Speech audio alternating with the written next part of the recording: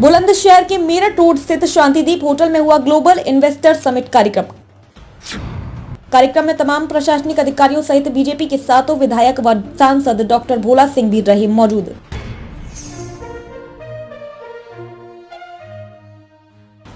जनपद बुलंदशहर में investor summit में उद्यमी 10,411 करोड़ रुपए का करेंगे निवेश। उद्यम निवेश से 11,500 युवाओं को मिलेगा रोजगार। कार्यक्रम में औद्योगिक विभाग से जुड़े अधिकारियों ने ब्रीफिंग करते हुए कार्यक्रम में पहुंचे तमाम इन्वेस्टर्स को समझाया कि किस तरह की मदद प्रशासन व सरकार के द्वारा उनको मिलेगी। इन्वेस्टर्स को जमीन प्रोवाइड कराने में सरकार हेल्प करेगी व प्रशासनिक अधिकारी तमाम तरह की फॉर्मेलिटी पूरी कराने में हेल्प करेंगी और जल्द से जल्द एनओसी भी जारी करेंगे। बुलंदशहर में उद्योग लगेगा तो कहीं न कहीं बुलंदशहर के बेरोजगार युवाओं को रोजगार मिल जाएगा और उनका भविष्य भी बेहतर हो सकेगा। कहीं ना कहीं इस योजना के तहत बुलंदशहर की तस्वीर बदल सकती है, क्योंकि काफी इन्वेस्टर्स ग्लोबल इन्वेस्टर समिट कार्यक्रम में पहुंचे हैं और ज्यादातर उद्योगपतियों का यही कहना है कि वह जल्द से जल्द बुलंदशहर में फैक्ट्री लगाना शुरू करेंगे। बेबाक आवाज टीवी के लिए अदनान इबाद की रिपोर्ट। जैसा कि आप जानते हैं, माननीय मुख्यमंत्री जी के नेतृत्व में 12-13 फरवरी को ग्लोबल इन्वेस्टर समिट का आयोजन लखनऊ में किया जा रहा है।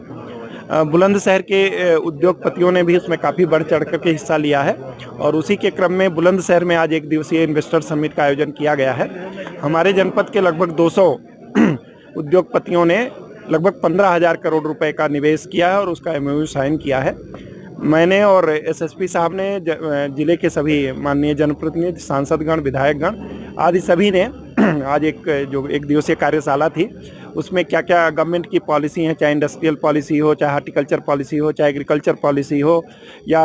अलग अलग डिपार्टमेंट्स की एनओसीज का इशू है, लॉ एंड ऑर्डर का इशू है, सब पे खुल करके उद्यमियों और प्रशासन के बीच में, जनप्रतिनिधियों के बीच में चर्चा हुई है। और हम लोगों ने आश्वस्त किया है कि किसी भी उद्यमी को जो यहाँ इन्वेस्टमेंट करेगा जनपद में, उसे किसी प्रकार की, ना तो चाहे एनओसी से संबंधित या अन्य किसी भी प्रकार की समस्या हम लोग नहीं आने देंगे। और सभी जो उद्यमी हैं वो भी इस बात से बहुत ही प्रसन्न है कि जो प्रदेश में लॉ एंड ऑर्डर का माहौल है, जो एक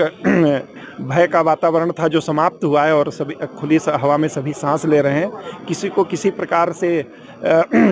पीड़ा नहीं हो रही है, उसमें सभी लोग उत्साही होकर के बुलंदशहर जनपद में और उत्तर प्रदेश में निवेश कर रहे हैं और उन्होंने इस इन्वेस्टमेंट को और भी बढ़ाने का हम लोगों से वादा किया है। बुलंदशहर ने जिस तरीके से इस कार्यक्रम की सराहना की है, निश्चित तौर पर इससे कहीं ना कहीं रोजगार लोगों को मिलेगा। निश्चित रूप से अभी तक जो इन्वेस्टमेंट आए हैं, प्रत्यक्ष रूप से लगभग 15,000 लोगों को रोजगार मिलेगा और यदि परोक्ष रूप से जोड़ा जाए तो कम से कम 20 से 25,000 लोगों को रोजगार सीधा मिलेगा। से हमारे यशस्वी प्रधानमंत्री आदरणीय नरेंद्र मोदी जी, उनका संकल्प है कि हमें देश को आत्मनिर्भर बनाना है, देश में उद्यमिता बढ़ानी है, वोकल फॉर लोकल की तरफ हमको जाना है। उनके उद्देश्य को पूरा करने के लिए, जनपद को, प्रदेश को आत्मनिर्भर बनाने के लिए प्रदेश सरकार के यशस्वी मुख्यमंत्री आदरणीय योगी जी के नेतृत्व में प्रदेश में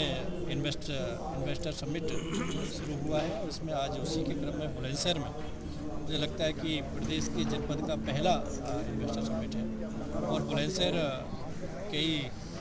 क्षेत्र में अग्रणीय है, चाहे वो दूध का उत्पाद हो, चाहे वो सिरेमिक टाइल्स का उत्पाद हो, चाहे गन्ने का उत्पाद हो, चाहे आलू का उत्पाद हो, चाहे सब्जी का उत्पाद हो, चाहे आम का उत्पाद हो। और इसको आगे बढ़ावा देने के लिए सरकार की विभिन्न योजनाएं, चाहे वो एमएसएमई की हैं, चाहे वो स्टार्टअप की हैं, जिसमें उनको इजी वे में लोन भी देने की व्यवस्था है, सब्सिडी का भी रूप है। तो ये धरातल पर उतरेगा तो निश्चित ही जनपद का विकास बढ़ेगा और माननीय प्रधानमंत्री जी का और मुख्यमंत्री जी का संकल्प। सर, ऐसे समिट के माध्यम से दावे और वादे तो होते हैं, लेकिन इन्वेस्टर अब भी संशय में है कि उन्हें एनओसी आराम से मिलेगी। देखिए, इन्वेस्टर एकदम खुश है और इन्वेस्टर पूरा आत्मविश्वास के साथ में, ये इन्वेस्ट समिट होने से पहले ही उन्होंने तय कर दिया कि हमको इतना इन्वेस्ट करना ही करना है। और ये तो व्यापारी लोग हैं जो पहले से ऑलरेडी कर रहे हैं और इन्होंने देखा है पहले किस तरीके से, चाहे स्पेक्ट्रम व्यवस्था हो, चाहे वो एनओसी की व्यवस्था जो आपने की, वो हमारी सरकार ने एक विंडो के माध्यम से इजी करके, ये कभी इन्वेस्टर समिट हुई नहीं,